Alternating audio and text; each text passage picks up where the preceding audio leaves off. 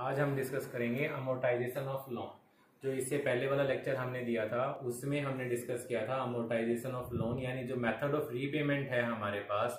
तो कस्टमर के point of view से मेथड, कौन सा method of repayment is better. हमने 3 मेथड डिस्कस किए थे और उसमें हमने डिस्कस किया था which method is better for the customer point of view. उसमें हमने फॉर्मूले भी डिस्कस किए थे। आज हम इसमें आगे और डिटेल में हम डिस्कस करेंगे कि अमोर्टाइजेशन वाले केस में बैंकिंग में हमारा अमोर्टाइजेशन कैसे यूज होता है, क्योंकि कस्टमर की डिफरेंट इंक्वायरी होती है। कस्टमर कई बार अपने लोन के रीपेमेंट के बीच में जानना चाहता है कि उसका कितना प्रिंसिपल आउटस्टैंडिंग रह गया है।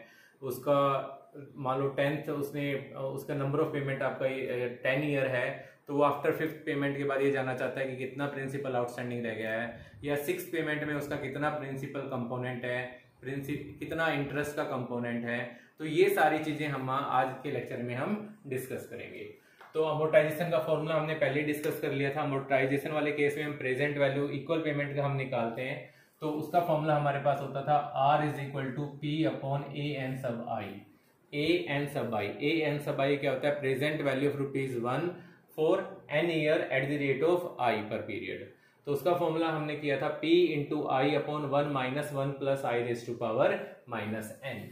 यहाँ पे ए एन आई ये इंपॉर्टेंट फॉर्मूला है जो आपको लर्न करना है। तो A N I is equal to क्या होता है? 1 minus 1 plus I raise to power minus N upon आई।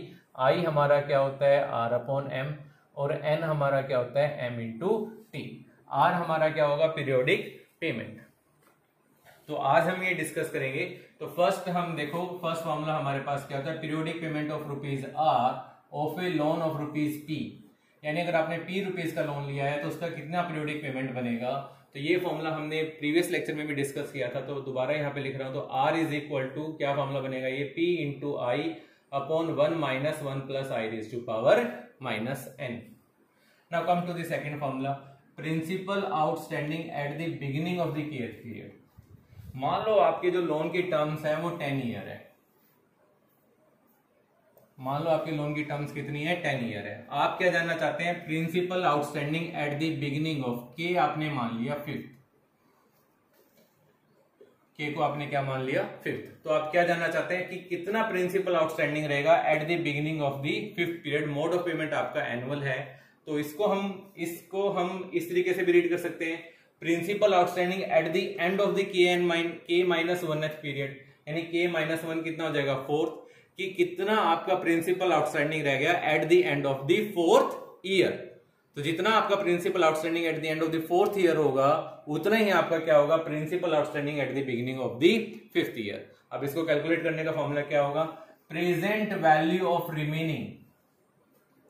अब मैंने आपको क्या बताया था? Principal outstanding at the end of the 4th year, यानी आपने 4 पेमेंट आपने कर दी है। आपकी कितनी रिमेनिंग पेमेंट रह गई है? आपकी 6 पेमेंट आपकी रह गई है। तो अगर आप इस फॉर्मूले से निकालो तो present value of remaining N आपने कितना अज्यूम किया था?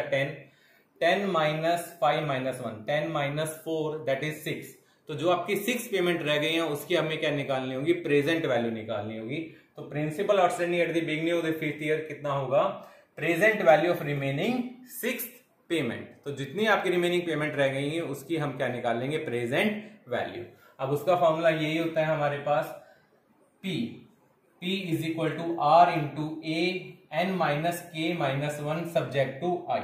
अब इसको हमें लर्न करने की जरूरत नहीं है, आपको सिर्फ ये वाला फॉर्मूला लर्न करना है। ए एन आई क्या होता है? 1 minus 1 plus I raise to power minus N upon I.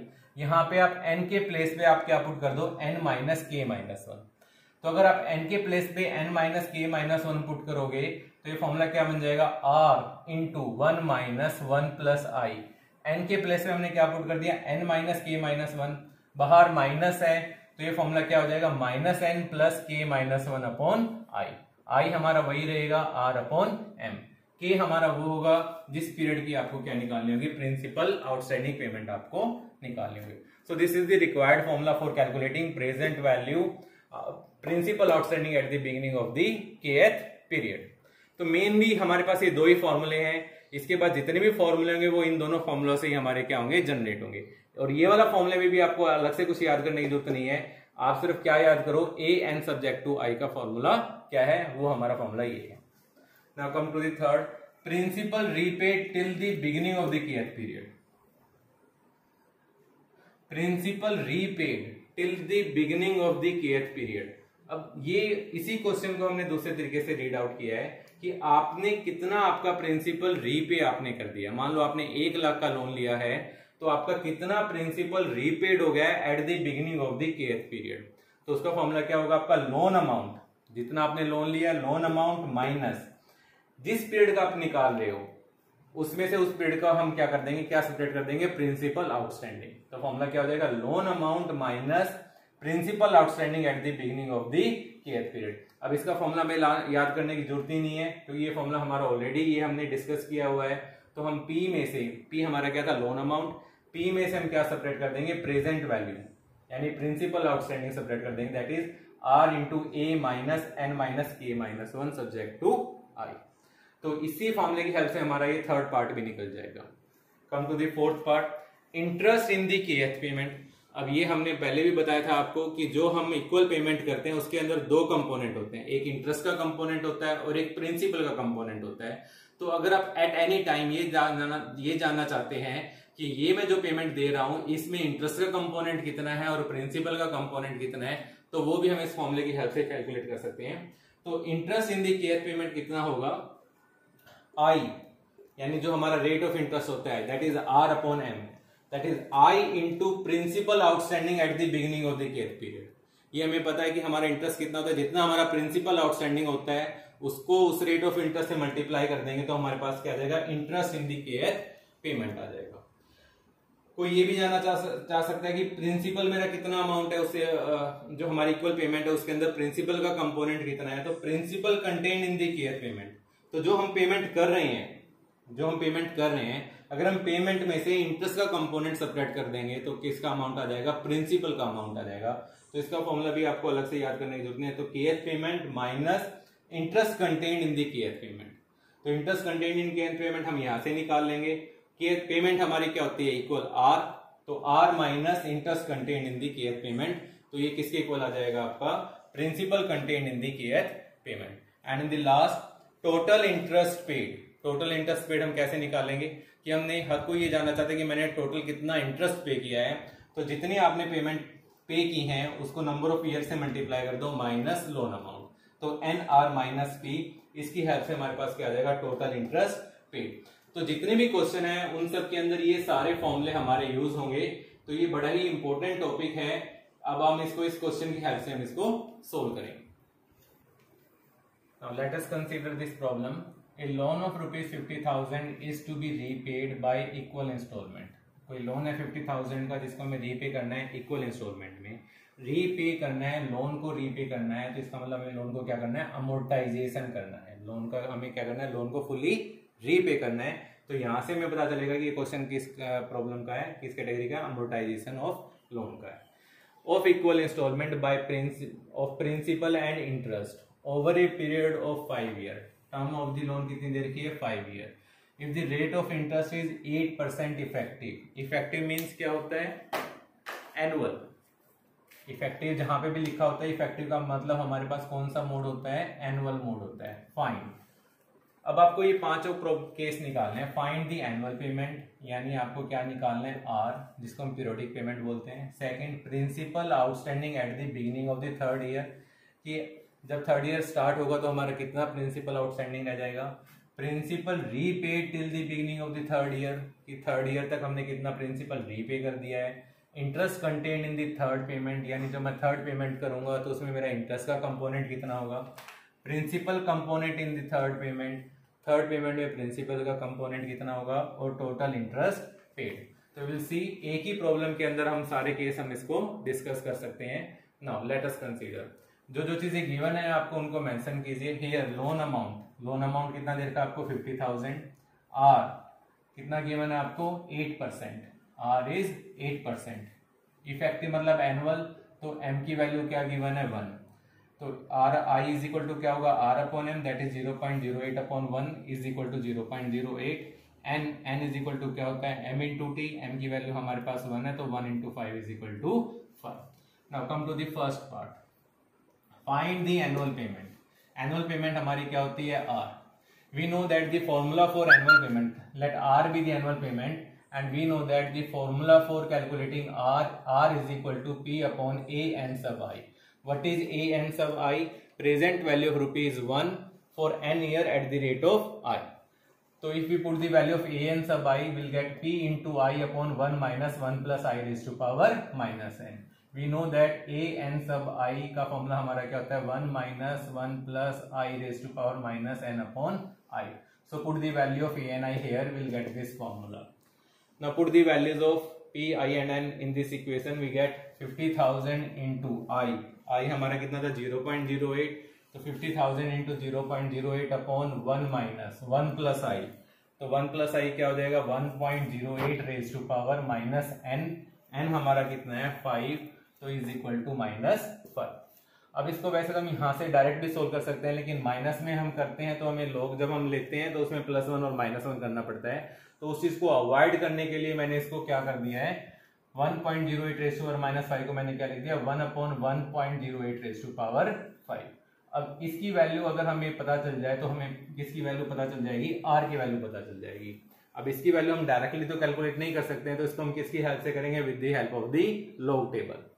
So let y is equal to 1.08 raised to power 5, taking log on both side. तो log of y कौन सा फॉर्मूला लगेगा log of m raised to power n is equal to 5 into log of 1.08.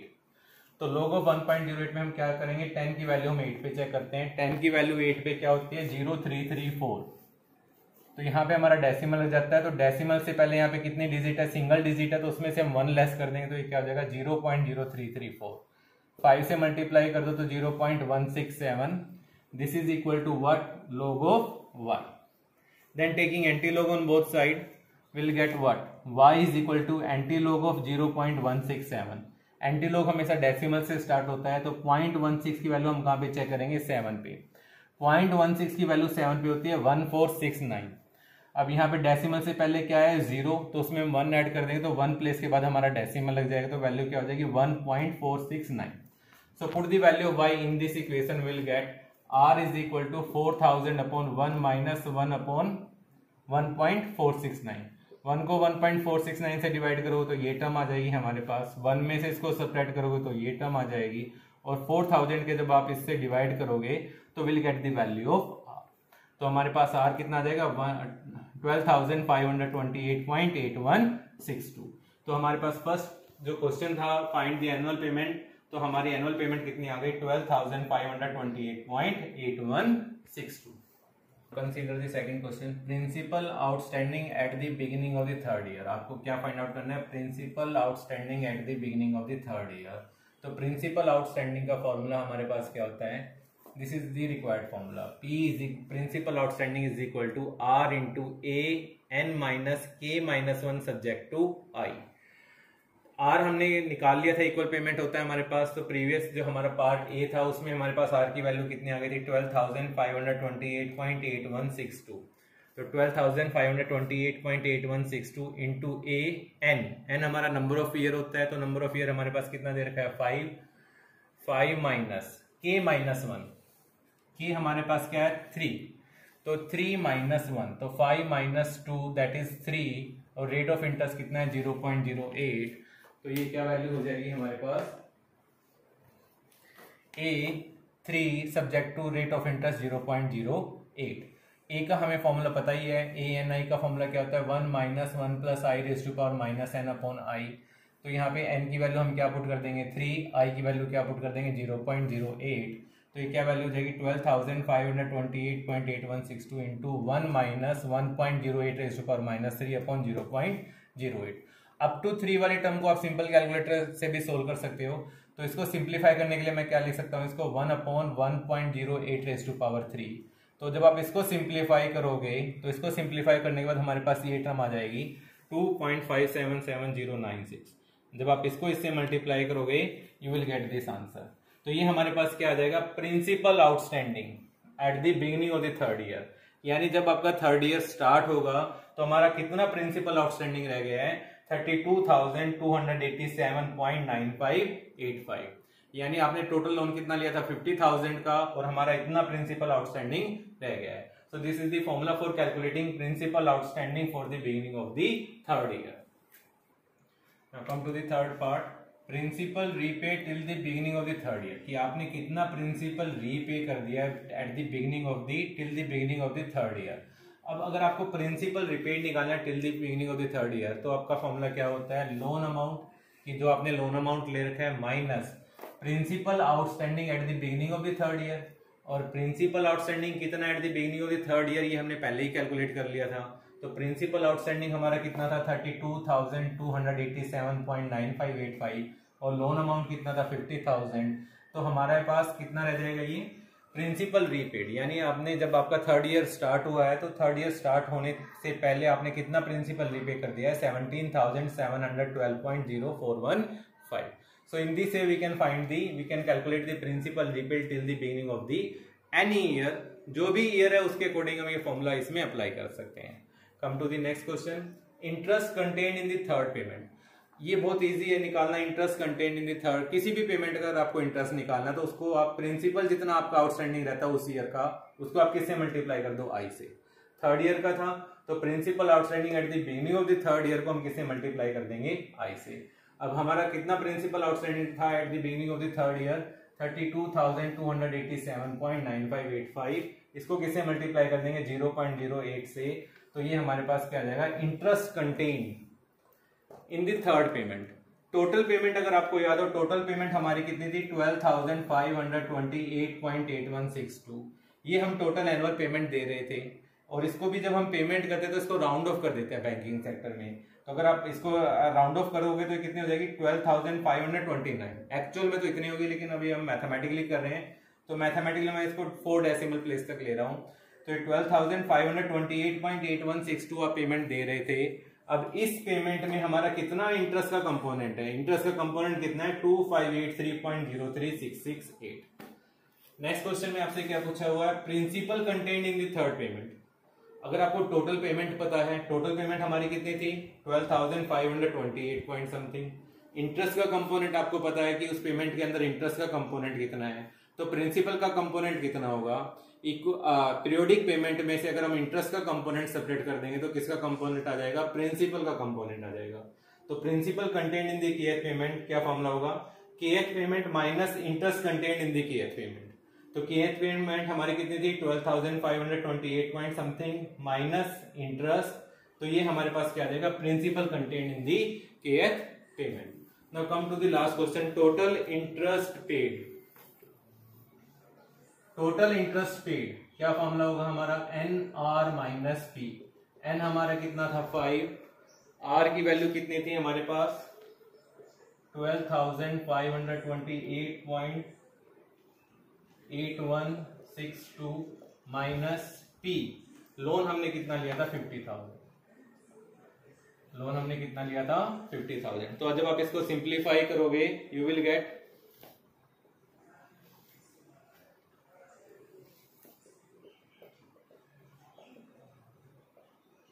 तो इसको इससे multiply करोगे तो आपके पास ये टर्म आ जाएगी माइनस 50,000। तो जब आप इसको 50,000 में से सब्ट्रैक्ट करोगे तो कितना आ जाएगा 12,644.05। तो ये इतना हमने टोटल इंटरेस्ट पे किया है पूरे टेन्योर में। तो 5 ईयर का आपका लोन था तो 5 ईयर के आपने टेन्योर में टोटल इंटरेस्ट कितना पे किया है 12,644.05।